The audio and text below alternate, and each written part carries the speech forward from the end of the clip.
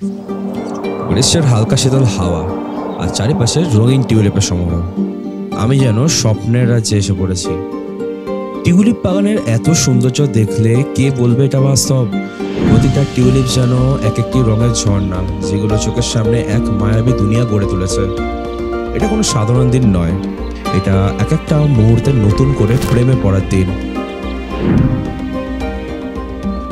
কিন্তু টিউলিপ বাগানে পৌঁছানোর আগে আমি আপনাদেরকে দেখাতে চাই পরিমহল ও মুঘল গার্ডেনের এক টুকরো সৌন্দর্য। একটি 3টি চাকার রথ 400 টাকা ভাড়া দিয়ে পদক্ষেপ পড়ল আমাদের পরিমহলে। শ্রীনগরের এই প্রাচীন স্থাপনগুলি যেন ইতিহাসের এক জীবন্ত সাক্ষী।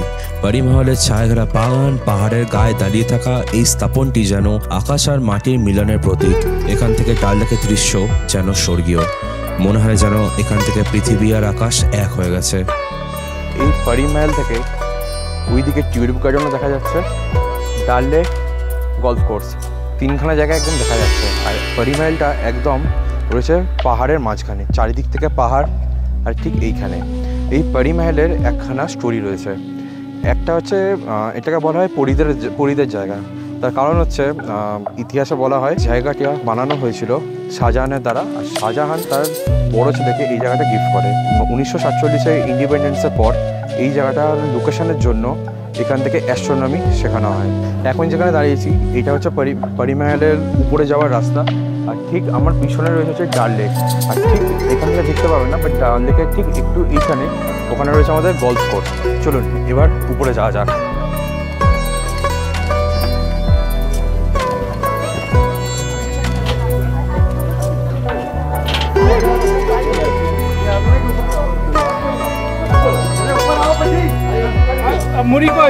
পরিমহলের প্রতিটি কোণেই যেন লুকিয়ে আছে এক অজানা রহস্য, যা একবার দেখলে আপনি মুগ্ধ না হয়ে পারবেন না।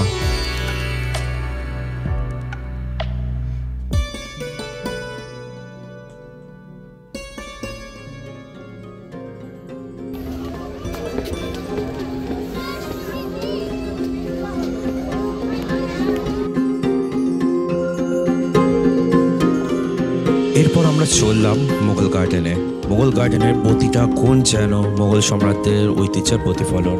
গার্ডেনের সুনিপুণ কারুকাজ, ফুলের গন্ধে মিশে থাকা অতীতের স্মৃতি, পানির ঝর্ণা, মৃদু শব্দ আর চারিপাশের শান্তি, সবকিছু মিলিয়ে এখানকার পরিবেশে যেন মন ছুঁয়ে যায়। গার্ডেনের প্রতিটি পথ ধরে হাঁটলে মনে হয় আপনি যেন ইতিহাসের কোনো অংশ হয়ে গেছেন। এখানকার প্রকৃতির সাথে মুঘল স্থাপত্যের এক সংমিশ্রণ সত্যি অনবদ্য। সূক্ষ্ম কৌশলে তৈরি ঝর্ণার প্রতিটি ফোঁটায় যেন মুঘল শিল্পের ছোঁয়া রয়েছে। চারিপাশে প্রাকৃতিক সৌন্দর্য, সুরম্য পরিবেশ আর ঝর্ণার কুলকুল ধ্বনি, সব মিলিয়ে মুঘল গার্ডেন যেন এক স্বর্গীয় অনুভূতি জাগিয়ে তোলে। এত কিছু অ্যাক্টিভিটি করার জন্য দরকার ছিল পেট ভর্তি খাবার আর খুব এনার্জি। আর এই এনার্জির পিছনে একজনের হাত রয়েছে, সে হলো এই কাকাটা। এই কাকা এত সুন্দর সুন্দর খাবার রান্না করে খাওয়াচ্ছে, সেটা বলার মতো নয়। এত সুন্দর খাবার, ইওলো পোলাও থেকে, মাটন থেকে, চিকেন থেকে, একদম ঘরের মতন রান্না বান্না। মানে আজকে আবার বিরিয়ানি করছে, মাটন বিরিয়ানি। ভাবুন, মাটন বিরিয়ানি কাশ্মীরে এসে এইরকম জায়গায় মাটন বিরিয়ানি বাঙালি স্টাইলে, এই সব কৃতিত্ব হচ্ছে এই দাদার। আজকে সকালবেলা নান আর চানা করেছিল, তারপরে নিজের হাতে তৈরি করা বোঁদে। কি মিষ্টির দোকান এত সুন্দর পাওয়া যায় না, কাকু এত সুন্দর বানিয়েছিল। আর কাকা থ্যাংক ইউ, অসংখ্য ধন্যবাদ এত ভালো ভালো খাবার খাওয়ানোর জন্য। হেড কুক, এটা হেড কুক, আচ্ছা এটা হেল্পার। এনাদের জন্যই আমার শরীরটা এখনো সুস্থ রয়েছে।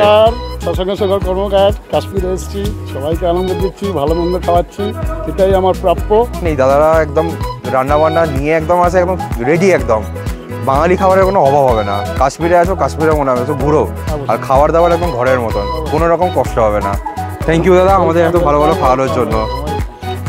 আর ধরো, আর এইটা হচ্ছে আমাদের ড্রাইভার দাদা, ঠিক আছে। ये गाड़ी इतना बढ़िया चलाते हैं, हिमाचल से आए हैं ये। और कल इनका बर्थडे था, तो आज हम लोग सेलिब्रेट करेंगे। ডাল লেকের পাশ দিয়ে রাস্তা ধরে আমরা চললাম টিউলিপ বাগানের দিকে। লেকের শান্ত জল আর পাহাড়ের সারি মিলে এমন এক সুন্দর দৃশ্য তৈরি হচ্ছিল, যেন আমরা কোনো ছবির ভিতর দিয়ে যাচ্ছি। লেকের পাড়ে শিকারাগুলো ধীরস্থিরভাবে দাঁড়িয়েছিল, আর তার পাশে আমরা এগিয়ে চলছিলাম সেই বাগানের দিকে, যা আজকের দিনের মূল আকর্ষণ। এই যাত্রায় আমার মনের ভিতরে এক অদ্ভুত উত্তেজনা অনুভব করছিলাম। টিউলিপ বাগানের সৌন্দর্য কেমন হতে পারে সেই চিন্তা আমার মনে একটা রোমাঞ্চ জাগাচ্ছিল। আমার মনে হচ্ছিল আমি যেন একটা মিষ্টি স্বপ্নের দিকে ধীরে ধীরে এগিয়ে চলছি। টিউলিপ বাগানের রঙিন ফুলগুলো কেমন হবে তা দেখার জন্য আমার মন অধীর উঠেছিল। আমার চারপাশের প্রকৃতি এত সৌন্দর্য দেখে আমি এক মুহূর্তের জন্য বাস্তবতার কথা ভুলে গিয়েছিলাম। মনে হচ্ছিল আমি যেন কোনো রূপকথার দেশে যাচ্ছি, যেখানে সবকিছুই নিখুঁত, সবকিছুই শান্ত।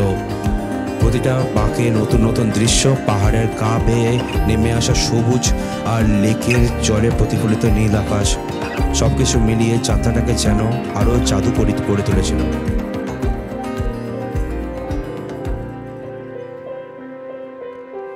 পৌঁছলাম এবার সেই জায়গায় যার জন্য এত অপেক্ষা, টিউলিপ বাগান। পৌঁছে গেছি টিউলিপ গার্ডেন, আর আমি এখন এগোচ্ছি গেট নাম্বার 1-এর দিকে। গেট নাম্বার 1 থেকে ওখান থেকে আমরা টিকিটটা কাটতে পারবো। আর অনেকটাই ভিড় রয়েছে, প্রচুর লোক এসেছে, কারণ সারা বছরের মধ্যে এই সময়টাতে টিউলিপ গার্ডেন খোলা থাকে। আর ঢোকার পথটাও খুব সুন্দর, চারিদিকে ফুল গাছ, অনেক লোক ছবি তুলছে, খুব সুন্দর সুন্দর ফুল রয়েছে। তো এখন যাই, গিয়ে লাইনে দাঁড়াই, দেখি কতক্ষণ সময় লাগে। ঢুকে পড়েছি টিউলিপ গার্ডেনে। টিউলিপ গার্ডেনের টিকিট নিয়েছে 75 টাকা করে পার পারসন। ঢুকে জাস্ট মনটা খুব খুশি হয়ে গেল, এত সুন্দর, জাস্ট দেখুন। বাগানের প্রবেশদ্বারে দাঁড়িয়ে আমার হৃদয় যেন এক মুহূর্ত থমকে গেল। সামনে তাকিয়ে দেখি রঙের সমুদ্র বয়ে চলেছে। প্রতিটা টিউলিপ ফুল যেন একটি নতুন রঙের ক্যানভাস তৈরি করেছে। একের পর এক টিউলিপের সারি যেন বিশাল রঙিন কার্পেট বিছিয়ে দিয়েছে মাটির ওপর।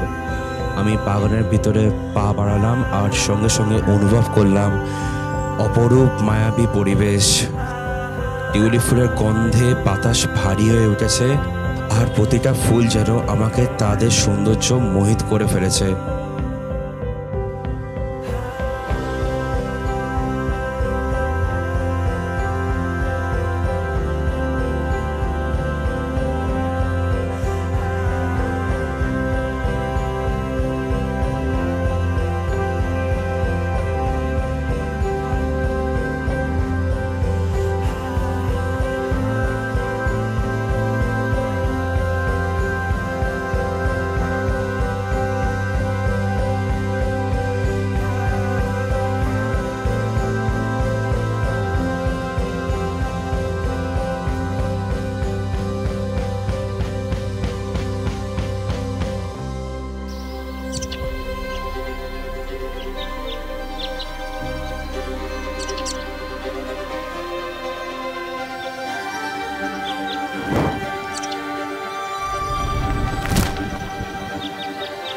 আমার মনে হচ্ছিল আমি কোনো মধুর স্বপ্নের মধ্যে আছি।